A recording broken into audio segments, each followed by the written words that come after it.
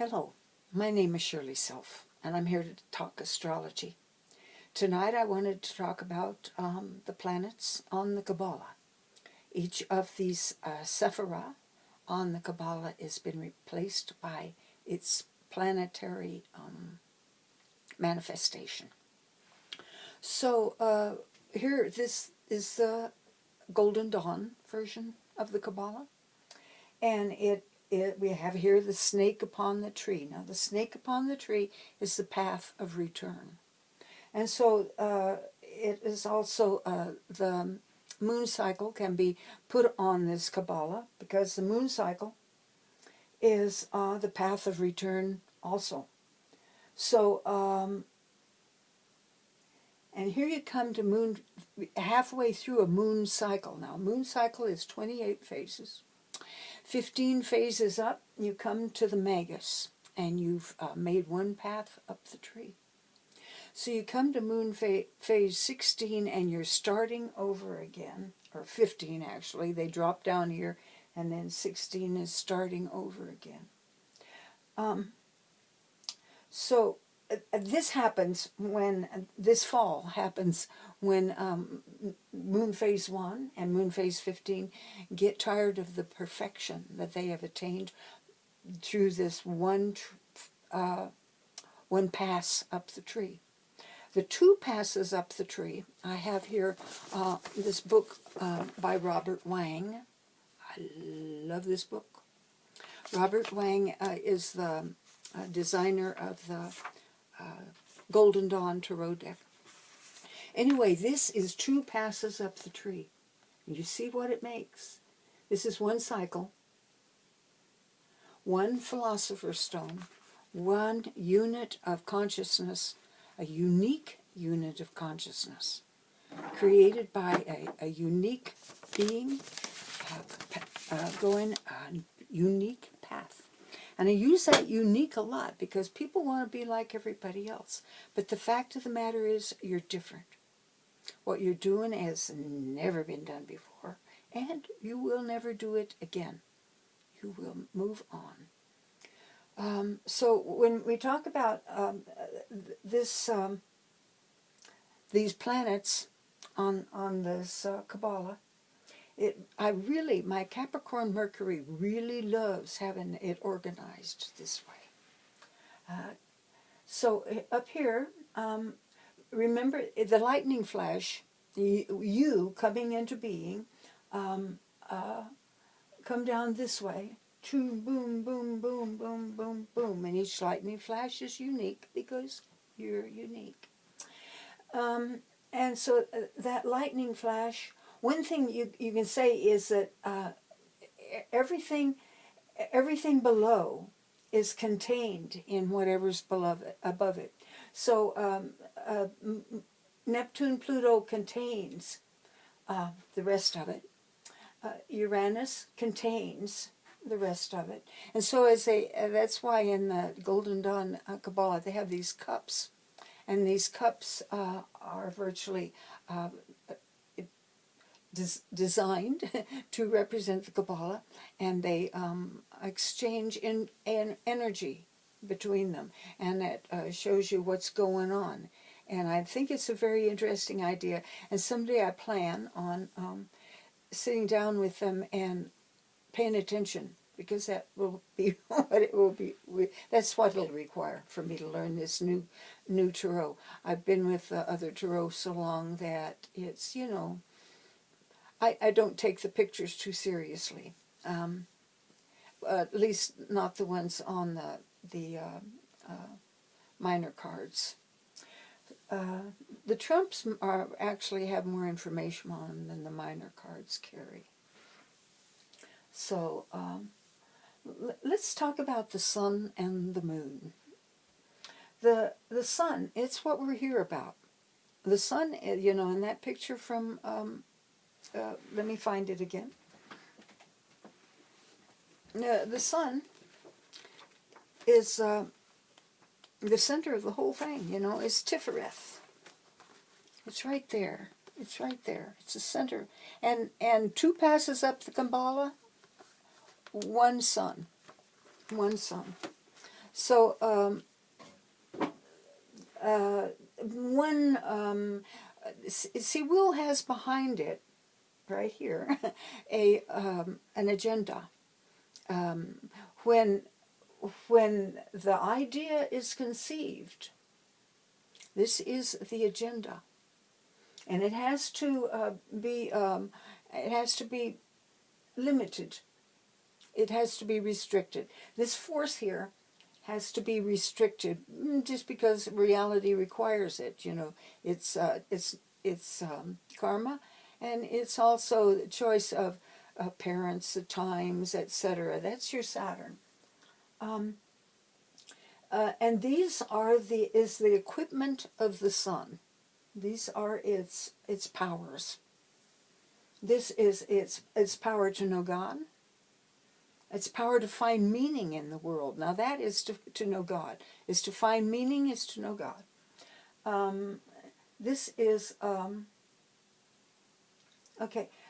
And this is the power of the sun. This is the will, and this is will's power. And it's the force, it's the form this force takes.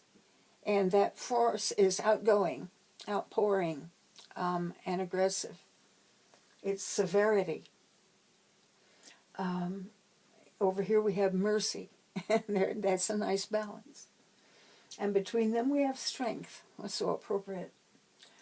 This is love. When the sun knows, as it becomes aware, and it knows the truth, it knows that it is love. There are two goals for your sun. One of them is to survive, and the higher goal is to be of service. So there we have the sun. We have over here we have Venus. Now Venus is the nature of it's the nature of the force. It's the nature of the force, and the nature of the force is well, it says life there, but Venus is virtually what one desires in life. How you're focused into what you want. So, and then we have Hod over here, or Mercury. And Mercury, now see, we've got here this downward pointing triangle. And when you see this downward pointing triangle, you know that means water, and it means consciousness. So, and it's here and it's here, consciousness. This is a higher consciousness called understanding. And this is your own specialized consciousness of the form, your form, and the form of the world around you. Here we have the foundation of the whole thing. The moon carries the past. The moon carries the hopes and desires, dreams for the future. And here we have the earth, and this is being in earth, and here's where this is the highest vibration, and this is the lowest vibration. Reality is the lowest vibration. And it behooves us, to work to understand those vibrations that are higher than the chair. So let's talk about the sun here. The sun is the logical intellect. It is the left brain, it runs the right side. Its language is words. It speaks to you. So it is linear. It's the sun is what individuates. It's the sun, is what all this is about. And the moon's job is to kick the sun's ass and to keep it moving. Because the sun tends, it just wants to roll around heaven all day. The sun is very content with what it's done. If it's achieved anything, yay! Stops there and wants to go down and have a beer. The sun is into survival for sure. But once it has done that, let's go have some fun. It's the moon that causes that terrible conflict that forces the sun actually to aspire to something more than the next beer. So the sun, the moon here is the source of conflict. What the moon is, and well, here's our subconscious mind. This is our the imagination is the sun is reflective. I mean, the moon is reflective, and what's it reflect? The sun. It's like Sophia was created in order to reflect God to God's self, so that God could preen, I guess. Anyway, that's what the sun wants to do. The sun wants to preen. The moon says you preened yesterday. If you do a little work today, you can preen again tomorrow. And so the moon is knows where the sun is supposed to be going. The moon is where you contact. It makes possible your contact to God. It's contact right through here. Right here, sorry. There's contact right across here. Here we've got the way you think, and here's what the meaning you find in meaning in what you think, and the meaning you find in the world. So, but the moon reads it. The moon gives you the language to understand it. The moon speaks in symbols, in myth, in story. So it behooves the sun to learn the language of the moon, so that because the moon is who knows what's going on. The sun only knows what it's done this lifetime. That's all it knows. It knows how to do things if it's done it before.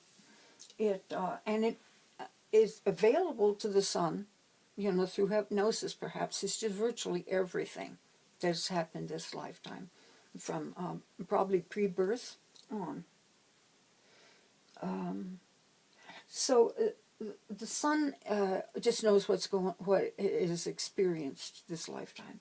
Where the moon is the receptacle, the container of everything of the past lifetimes, last lifetime, previous cycles. It's all contained in the moon, and contained in the moon is also because of its reflective nature. It reflects. It reflects what's coming from here. It reflects God. And it will tell the sun in its symbols and stuff, and its emotional reaction to stuff. When the moon reacts negatively to something, well, pay attention. Understand that your moon can be opposite your sun or square your sun, and you're going to have this negative reaction. And what it's saying is, whoa, wait a minute. Don't go off half-cocked. What does this really mean? Because the moon virtually, in that reflection, in those images, in those stories that your dreams and your mind tells to you, the moon is reflecting the will of God to you. All you have to do is learn to pay attention. And you can use what you can call the creative imagination, where you deliberately go into the astral, through the moon, go into the astral plane, and remember the astral plane is down pointing, and what settles at the bottom is the garbage, and that's the nature of the astral plane. First you come up through the garbage, and then you go higher until you come into the heart of love, and where you can know everything. And the moon makes that possible for the sun. There's a terrible conflict between the sun and the moon.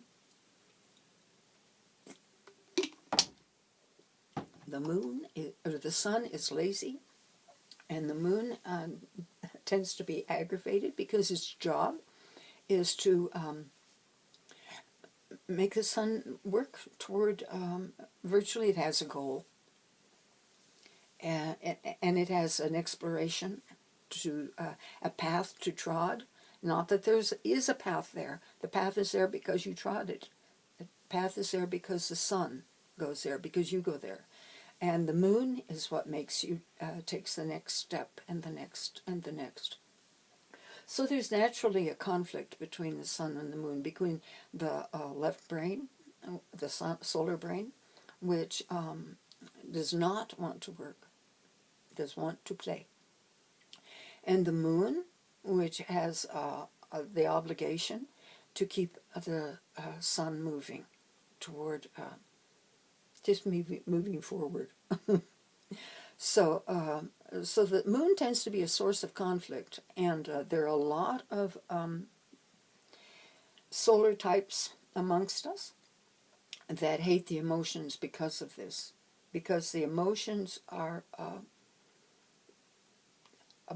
what motivates us, makes us move, makes us actually paint the painting, make the phone call, and get up off ass and do something besides watch the TV, write a book, make a poem, sing a song, do something. Because your sun is learning when it's doing something. When it's passive, it's not learning anything. But understand it takes action. You have to do something. The sun actually has to do something in order to really learn. It's not of a passive nature. The sun actually learns from experience, its own experience. There are sorts that, and special moon phases, that can learn vicariously, but it's not a common thing. And so don't rely on it. Don't rely on the TV telling you what your son really, really, really wants to know. And what my son wants to do is, if whatever your sun sign is, that's what you're learning. If you're learning, if you're a Taurus, you're learning values. You're probably learning how to be a valuable person. That's what a sun sign in Taurus learns, is how to be valuable. I'm an Aquarius. I'm trying to learn objectivity and freedom from others' opinions, and freedom from Leo. The Aquarius has to learn freedom from Leo. Leo thinks it knows everything. Leo is the authority. And Aquarius has got to learn, Uranus, for instance, has got to learn to say, I beg to differ. That's our President Donald Trump has the North Node conjunct his Sun, Mercury, Uranus. He's got that North Node right there. And that's what he is supposed to learn to say, is I beg to differ. But he doesn't. He makes to differ in a way that does not put forward his own ideas, which he says, I'm smart. Well, he is, but he's never used it, so he doesn't know how to use it. He relies on that South Node conjunct his moon, and his moon is not his subconscious to him. It is his family. It's the few people in the world that he loves, and they tell him he's got that South Node conjunct, exactly conjunct, moon in Sagittarius in the house of children, the 5th. Anyway, the sun and the moon conflict is ongoing, and it's conflict that creates, this is conflict that creates consciousness. It's the friction that creates heat. It's the friction that sands you down to size and takes off the knots and the knobs and the stuff you don't need. Okay, so I think that's about all I had to say about the sun and the moon. There's so much more to say. But right now I have a kind of rundown. Let me see if there's anything else I want to tell you. Well, if you're noticing that your own moon phase here, this is 1 and 15, 2 and 16, 3 and 17, 4 and 18, 5 and 19, 16 and 20, or 6 and 20, 7 and 21, 8 and 22, 9 and 23, 10 and 24, 11 and 25, 12 and 26, 13 and 27, 14 and 28, 15 and 1. Yes, these are the trump cards that are of specific interest to you. And probably you have 2 trump cards that are of specific interest to you. This is, I'm a 14, so the High Priestess is one card. The Moon is my major card. It's something I have to learn, and it has to do with be thine self, because it has to do with your vibration. This is your own vibration. This is the Moon. And my other card, that is my creative genius, is the Sun. So I've got the Sun and the Moon as my special cards. So I hope you find your own special cards if you know your moon phase and the phase of your creative genius. Why, there are special cards here for you, and I think one of these days I'm going to talk about those. So I hope I've been of help to you, and I hope that you are well. And don't be afraid. Trust and go forth. And may love guide you. Bye-bye.